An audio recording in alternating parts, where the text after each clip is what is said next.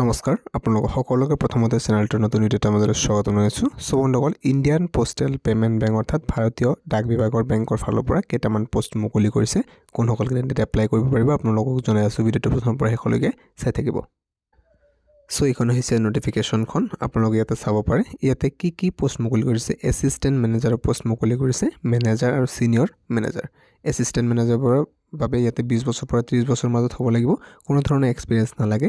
মেনেজাৰৰ বাবে 23 পৰা 35 লৈকে হ'ব লাগিব, 3 বছৰৰ এক্সপিৰিয়েন্স বিচাৰিছে। সিনিয়ৰ মেনেজাৰৰ বাবে 26 পৰা 35 লৈকে হ'ব লাগিব এজ, আৰু ইয়াতে 6 বছৰৰ এক্সপিৰিয়েন্স বিচাৰিছে।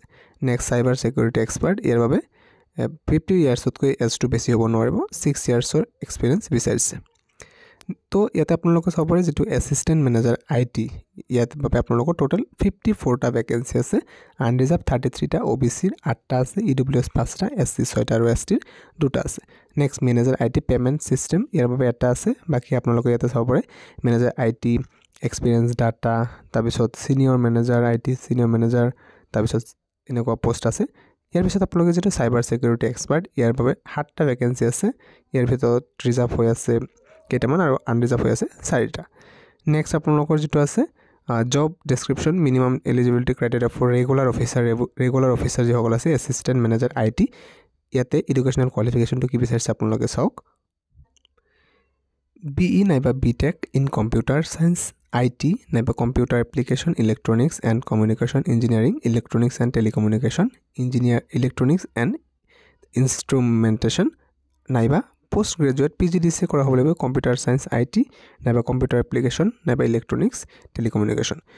নেক্সট কৈছে যে যিসকল কেণ্ডিডেটে 1 বছৰৰ এক্সপিৰিয়েন্স আছে বেংকিং বা ফাইনেন্সিয়েলৰ ক্ষেত্ৰত IT ডমেইনত, তেওঁলোকক প্ৰিফাৰেন্স দিয়া হ'ব এই ক্ষেত্ৰত।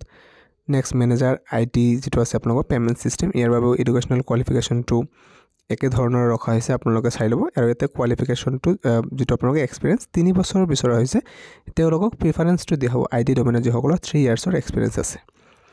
ইয়াৰ পিছত আপোনালোকে চাওক যেটো minimum educational qualification manager IT infrastructure and network ক্লাউডৰ বাবে ইয়াতে আপোনালোকৰ কোৱালিফিকেশ্যনটো একে বিচাৰিছে আগৰ দৰে PGDCA কৰা নাইবা BE BTech কৰা হ'ব লাগিব কম্পিউটাৰ সায়েন্সৰ ক্ষেত্ৰত। 3 বছৰৰ মিনিমাম কোৱালিফিকেশ্যন বা এক্সপিৰিয়েন্সটো বিচৰা হৈছে। Next manager IT enterprise data warehouse যেটো আছে, ইয়াৰ বাবে আপোনালোকৰ ইয়াতে চাওক সেম কোৱালিফিকেশ্যন বা আৰু ইয়াতে আপোনালোকৰ 3 ইয়াৰ্ছৰ IT ডমেইন ইয়াতে এক্সপিৰিয়েন্স বিচৰা হৈছে, তেওঁলোকক প্ৰিফাৰেন্সটো দিয়া হ'ব। তাৰপিছত আপোনালোকৰ এইটো senior manager IT payments and সিস্টেমৰ ক্ষেত্ৰত একে ধৰণৰ কোৱালিফিকেশ্যন বিচৰা হৈছে, আৰু ইয়াতে 6 ইয়াৰ্ছৰ এক্সপিৰিয়েন্সটো বিচাৰিছে বেংকিং নাইবা ফাইনেন্সিয়েলৰ ক্ষেত্ৰত IT ডমেইনৰ। Next IT infrastructure and network and ক্লাউডৰ ক্ষেত্ৰত সেম একে ধৰণৰ হয়, আৰু ইয়াতে 6 ইয়াৰ্ছৰ কোৱালিফিকেশ্যনটো বিচৰা হৈছে। ইয়াৰ পিছত সিনিয়ৰ মেনেজাৰ ভেণ্ডৰ বা আউটসোৰ্চিং কন্ট্ৰেক্ট মেনেজমেণ্ট, তাৰপিছত ইয়াতে পোষ্ট আছে। সো আপোনালোকৰ ইয়াতে 6 ইয়াৰ্ছৰ এক্সপিৰিয়েন্স বিচৰা হৈছে IT ডমেইন ইন বেংকিং বা ফাইনেন্সিয়েল। নেক্সট যেটো আছে চাওক, এটা সাইবাৰ সিকিউৰিটি এক্সপাৰ্টৰ বাবে ইয়াতে কন্ট্ৰেকচুৱেল ভেকেন্সি হয় কেইটা।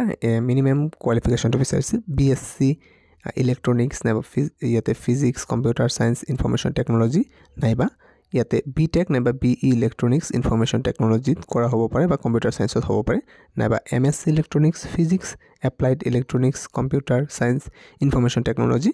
তাৰপিছত লগতে কৈছে certificate in any of the following domain will be given preference. ইয়াতে আপোনালোকৰ যেকেইটা চাৰ্টিফিকেট লিখা আছে CISSP CISA CISM CEH cyber ল এটচেট্ৰাৰ যদি চাৰ্টিফিকেট থাকে আপোনালোকক প্ৰিফাৰেন্স দিয়া হ'ব। তাৰপিছত এক্সপিৰিয়েন্সৰ ক্ষেত্ৰত 6 ইয়াৰ্ছৰ এক্সপিৰিয়েন্স বিচাৰিছে সাইবাৰ সিকিউৰিটি ডমেইনৰ in a reputed organisation. Selection প্ৰচেছৰ ক্ষেত্ৰত ইয়াতে এপ্লিকেশ্যন এপ্লাই কৰাৰ পিছত ইয়াতে ইণ্টাৰভিউ লোৱা হ'ব। তাৰপিছত কৈছে যে এপ্লিকেশ্যন ফিজ আপোনালোকৰ ইয়াতে SC ST PWD কেণ্ডিডেট যদি হয় তেন্তে 150 টকা পে'মেণ্ট কৰিব লাগিব, আৰু বাকী OBC MOBC জেনেৰেল যিসকল হয় তেওঁলোকক 750 টকা অনলাইন মোডত পে'মেণ্ট কৰিব লাগিব। ইয়াৰে অনলাইন এপ্লিকেশ্যন ইতিমধ্যে 21 ডিচেম্বৰ তাৰিখৰ পৰা আৰম্ভ হৈছে, আৰু লাষ্ট ডেটটো 2025 চনৰ জানুৱাৰী মাহৰ 10 তাৰিখলৈকে এপ্লিকেশ্যনটো লোৱা হ'ব। গতিকে আপোনালোকে প্ৰথমতে এডভাৰটাইজমেণ্টখন পঢ়ি চাব, যদিহে আপোনালোকৰ এলিজিবিলিটি ক্ৰাইটেৰিয়া আছে দেন আপোনালোকে এপ্লাইটো কৰিব পাৰিব যদিহে ইণ্টাৰেষ্টেড হয়।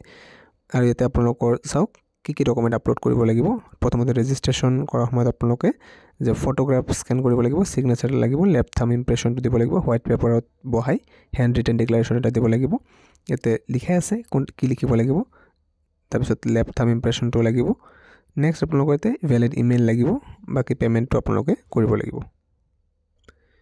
ফাইল আপলোড কৰাৰ সময়ত কোনটো কিমান সাইজ লাগিব অল ডিটেইলছ ইয়াতে দিয়া আছে এবাৰ প্ৰথমতে ভালদৰে পঢ়ি চালে হ'ল ইয়াৰে অনলাইন এপ্লাই লিংক আৰু ইয়াৰ যেটো নোটিফিকেশন ইয়াৰে ডাউনলোড কৰাৰ লিংকটো ডেসক্ৰিপচনত দিয়া আছে এবাৰ ভালদৰে তাৰ পৰা ডাউনলোড কৰি পঢ়ি চাব যিসকল কেণ্ডিডেট ইয়াতে এপ্লাই কৰিব বিচাৰে এপ্লাইটো কৰিব পাৰিব ভিডিওটো ইমান আছিল ভাল পালে লাইক কৰিব থ্যাংক ইউ